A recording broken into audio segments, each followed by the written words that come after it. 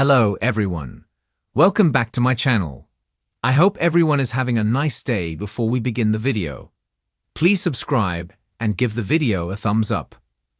General Hospital spoilers and updates for Wednesday, July 2 tease someone's so not happy, security searches, and son's suspicions.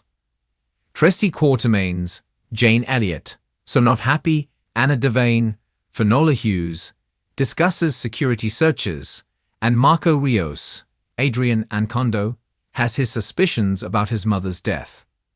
Tracy is usually very pleased with herself when she's proven right, but not this time, as she vents to Brooke Lynn Quartermain Chase, Amanda Seton, at the Quartermain mansion. Tracy's very upset as she vents her frustrations to Brooke Lynn, saying, "I am so not happy about being right." Tracy, who is one of the owners of Deception Cosmetics, may be responding to Brooke Lynn's warning from Natalia Ramirez, Eva LaRue, about the company's finances. It's possible that before discussing what Natalia had told her about Sonny Corinthos, Maurice Bernard, investments being not quite clean with Maxie Jones, Kirsten Storms, she told Granny. Tracy never has had much trust in Sonny, in spite of having been married to several crime figures herself in the past. At the hospital, after leaving Natalia's Metro Court suite, where she was found dead from an apparent overdose, Anna discusses security searches with Detective Harrison Chase, Josh Swickard. Anna's looking over a file from security, likely from Metro Court Security, and says to quote security, and Chase asks anything useful. Considering Sonny was trying to help Natalia by giving her a witness protection type life in Belize, the security cameras were probably disabled. They are still waiting on toxicology screens and an autopsy report on Natalia before they can proceed much further in that investigation. Elsewhere, possibly in a warehouse-type building belonging to the WSB, Jocelyn Jacks, Eden McCoy, vents to her handler, Vaughn Bryce Durfee.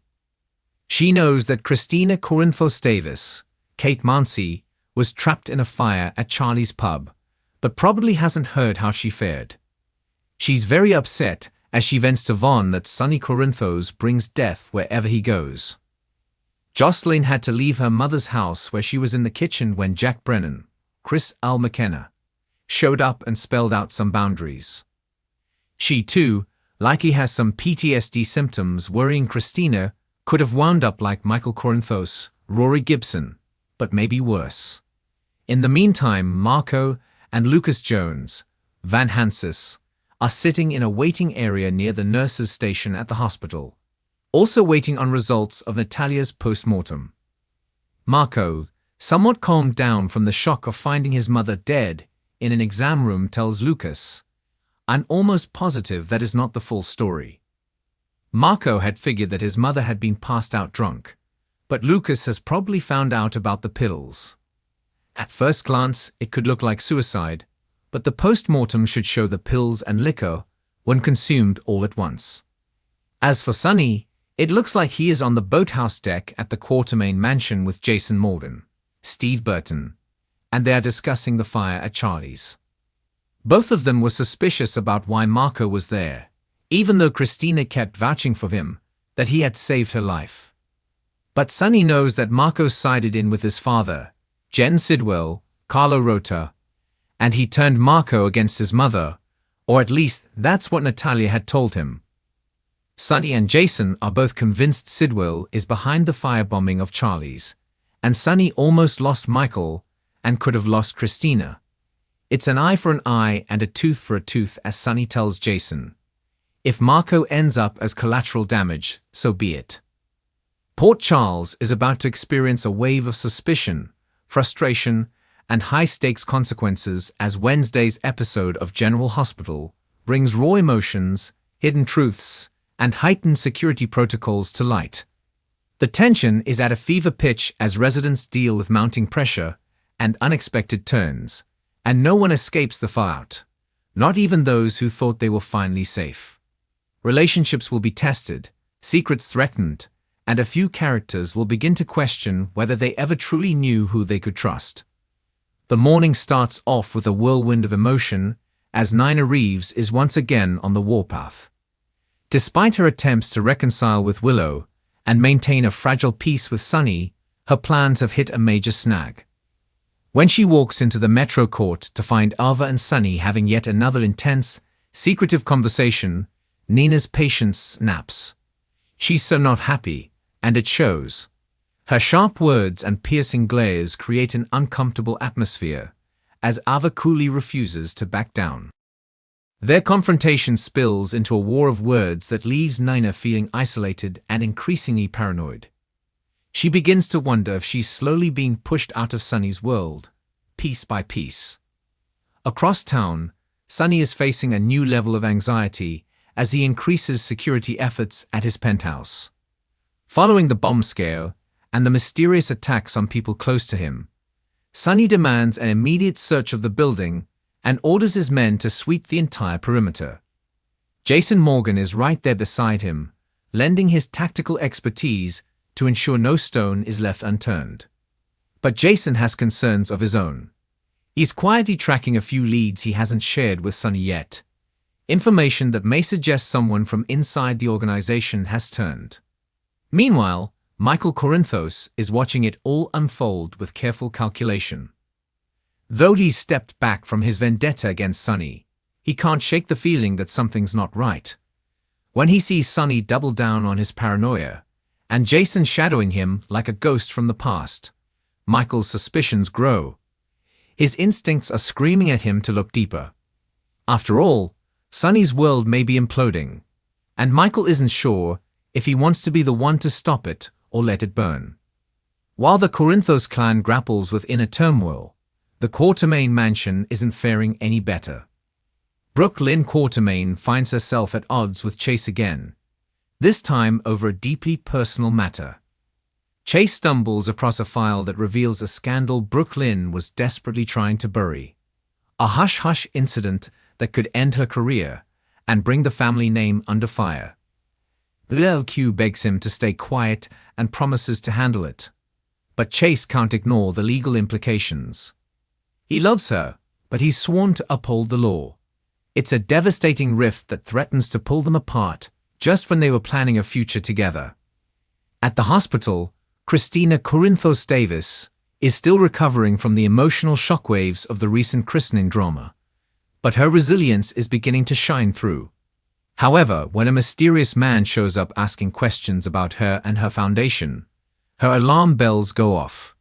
She immediately alerts TJ and Molly, who waste no time in contacting Jordan Ashford. Jordan's instincts kick in, and she starts an informal investigation, digging into the man's background and what his real intentions might be. Something about him doesn't sit right, and if he's targeting Christina, there could be a much bigger conspiracy brewing under the surface. At Kelly's, Trina Robinson and Jocelyn Jacks meet up to decompress after a chaotic few days, but their lunch quickly turns tense when Dex walks in. Joss is still deeply conflicted about her feelings for him, especially now that he's working closely with Jason again. Dex offers a tentative apology, trying to explain the pressure he's been under and his complicated loyalty to Sonny, but Joss isn't ready to forgive. Her walls are up, and Trina advises her to think about what she really wants. The question is Joss ready to move forward, or will she let the past dictate her future? Elsewhere, Elizabeth Weber gets unsettling news when she's called in by the hospital administrator.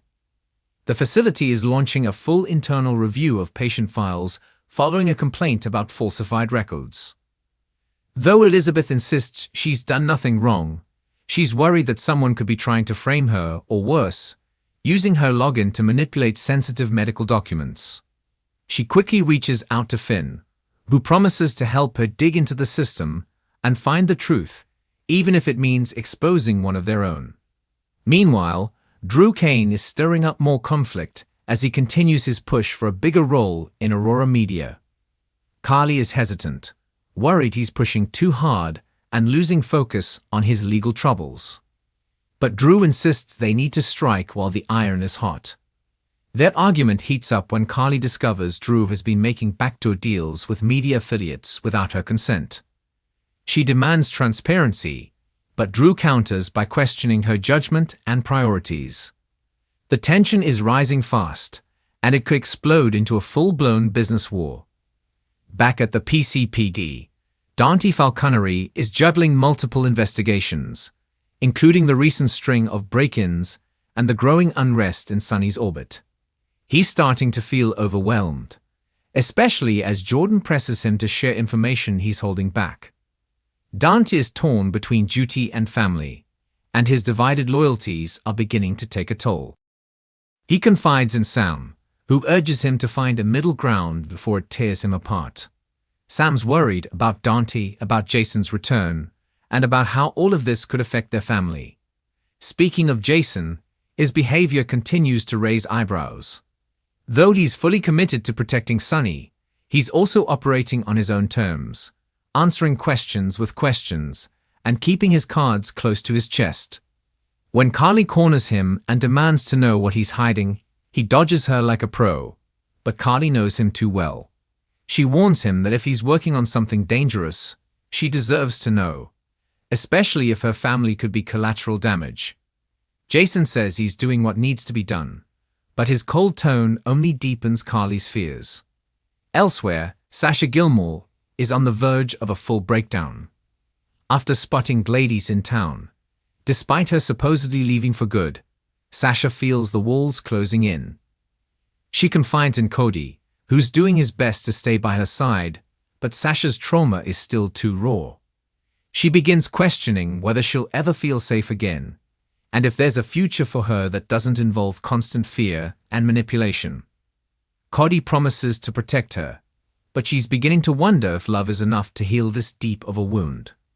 Over at the Metro Court, Valentine Casadine meets with Martin Gray in a secluded booth.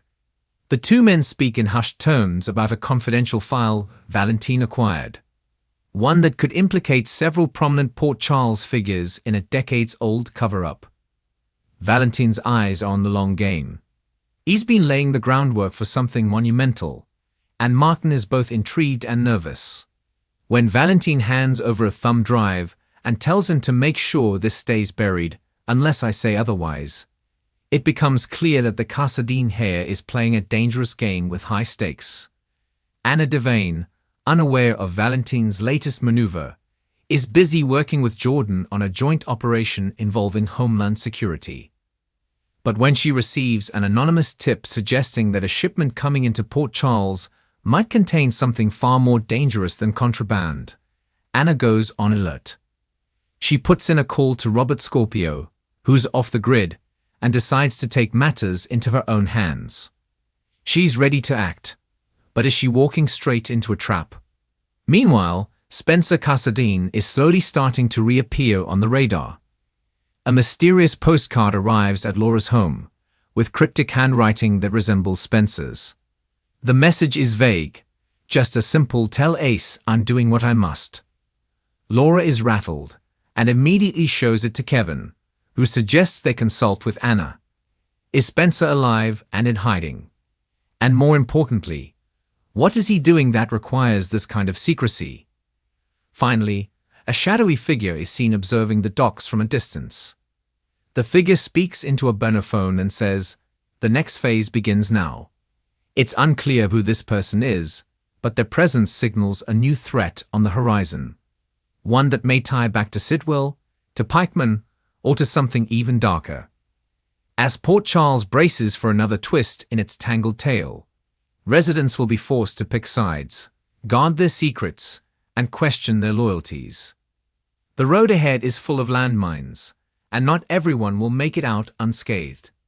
Wednesday's episode delivers on all fronts: emotional fallout, mounting suspicion, and the kind of slow burn intensity that sets the stage for explosive revelations to come. Thanks for watching this video, and please subscribe our YouTube channel for more update news.